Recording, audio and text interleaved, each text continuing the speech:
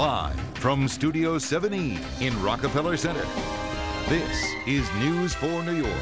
Because Shahzad was able to board a plane and nearly make it out of the United States, there are now new rules in effect for the no-fly list. Linda Baccaro continues our team coverage. She's in the newsroom. Linda. Well, David, until today, airlines had to check the no-fly list for updates every 24 hours. Faisal Shahzad's name went on the list at 12:30 p.m. Monday, An electronic notification was sent to airlines a few minutes later.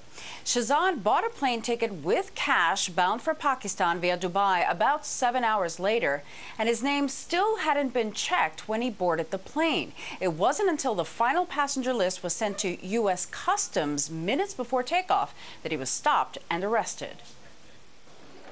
New rules are now in place for airlines to make sure people like Faisal Shahzad, who was on a no-fly list, aren't allowed to board planes like he did Monday night. The airline didn't have to check necessarily at that point.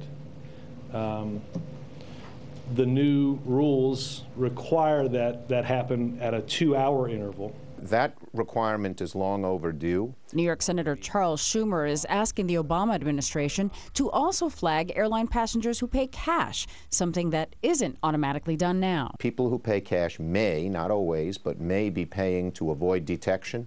That name should be monitored on the no-fly list immediately. Flyers at JFK Airport generally support tougher rules, especially when it comes to travelers who pay cash. I pay with a credit card for things, and it just seems, spooky when someone doesn't. I think it certainly is a legitimate means of payment, but to the extent that the government, who we have put in place to make sure that we're safe, deems it necessary at this point to do, then we need to do it. Nelson Ludlow runs a Long Island company that makes these handheld scanners that check names against 140 databases.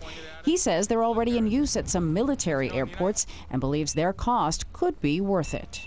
A larger airport like JFK would be closer to $1 million to outfit all the 8 TSA agents. Regardless of what method is used, Senator Schumer believes we shouldn't rely as heavily on airlines to track passengers. This should all be done as much by the government as possible, not by the airlines. You feel comfortable with the airlines handling it?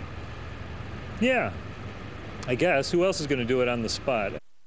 Now, before the Times Square incident, another change had already been planned and will take effect by the end of the year. The Transportation Security Administration will check the passenger lists on all international flights against the no-fly list. Right now, that is only being done for domestic flights. Sue? All right, Linda Baccaro, thank you.